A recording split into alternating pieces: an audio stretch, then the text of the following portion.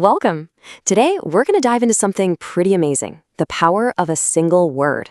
We're going to follow a really curious young adventurer named Mia and see how just having the right name for our everyday bumps and scrapes can totally change how we see ourselves and the world around us. You ready to explore? Awesome, let's get started. You know, adventure is the best, but let's be honest, it often leaves its mark, right? A little bump here, a scrape there, and usually we just say ouch and move on. But what if we had better, more specific words? Today we're going to build a whole new vocabulary for these tiny lessons and see how they help us communicate what we're feeling so much more clearly. All right, let's jump into Mia's very eventful day and uncover 10 new words that take us way beyond a simple ouch. Trust me, each one tells its own little story. Okay, first up, sprained. I want you to imagine this. You're skating, you start to wobble, and you stick your hand out to catch yourself, but it bends just a little too far back. Oof, that sharp pulling feeling of being stretched past your limit, that's a sprain. It's the perfect word for when a joint gets pushed too far, too fast. So Mia says her wrist feels weak and tight, and right away, her mom gives that feeling a name, a sprain. All of a sudden, it's not some random mystery pain anymore. It's something you can understand, something with a clear fix. Rest. Just naming it changes the whole game. Next, we have cracked. Oh man, we've all been there. It's a cold, windy day. Maybe you haven't had enough water and your lips just feel tight and sore. Cracked is the word that perfectly captures those tiny, painful splits that show up when our skin gets way too dry. Mia's description is just spot on, isn't it? My lips hurt when I smile. That is exactly what cracked lips feel like, and by putting a name to it, her mom knows what to do. Let's heal them with care. The word itself points you right to the solution. Have you ever tried to catch a baseball or a basketball, but it hits the very tip of your finger just wrong? That sudden, jarring stop, that's what we call a jammed finger. It's like all the force of that ball gets slammed right into that tiny joint. Now, this is brilliant. The mom calls it a finger that's surprised and angry. I love that. It gives the injury a personality, which makes the word jammed stick in your head so much better. It's not just a physical thing. It's like an emotion, a sudden shock. Okay, now for a word that can describe a really scary moment. Choked. This is when something gets stuck in your throat and you can't breathe right, usually from eating too fast. Having the right word here is so important for letting people know what's happening fast. Look at how calm and reassuring this conversation is. The mom's simple instruction, slow bites, slow breathing, is both the solution and a lesson for next time. It really shows how clear language, delivered calmly, can be this incredible tool for comfort, even right after a moment of panic. Our next word is irritated.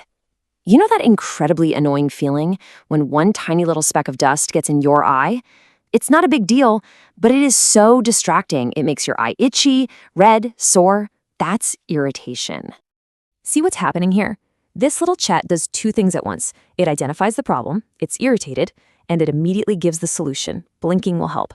That's the real practical power of having the exact right word for what your body is feeling. Let's check out a word that sounds a bit more scientific, but is super descriptive. Abraded. It's basically a fancy and very accurate word for a scrape. You know, when you slide across the floor and your elbow gets all raw, the top layer of skin has been worn away by rubbing. It's been abraded. The comparison, like a skin brush, is just perfect, isn't it? It makes the meaning of abrasion click into place instantly. It's not just any old scrape. It's what happens from friction when your skin gets brushed too hard against something. What a great way to picture it. Ah, the classic pins and needles. We've all been there. Your foot or your hand falls asleep because you were sitting in a weird position for too long. Well, the proper word for that total loss of feeling is numbed. Your limb has just temporarily checked out. This is so good because it takes something that can feel a little scary, I can't feel my foot, and makes it no big deal. By just calling it numbed, it becomes a simple, solvable problem, not some scary mystery. The fear just vanishes and gets replaced with a clear action.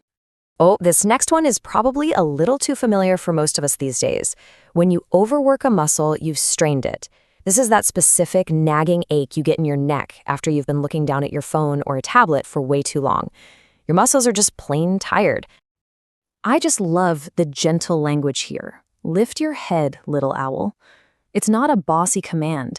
It's a sweet, loving suggestion. It shows you how words can be used not just to describe an injury, but to kindly teach good habits that can stop one from happening in the first place. Okay, let's move on to our next word, puffed. This word is all about the visual change that happens after a bump. The area swells up and it gets softer and rounder than it was before, like a cheek that had a little disagreement with the door. Mia's own words, "my cheek feels round," nail the meaning of puffed perfectly. It's such a direct connection between the way something feels physically and the exact right word we can use to describe it.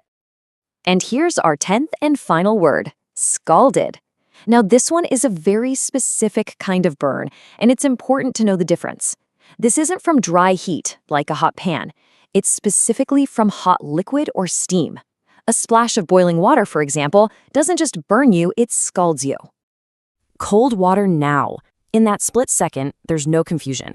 Clear, simple language leads straight to the right action, which is exactly what you need when you're dealing with something like a scald.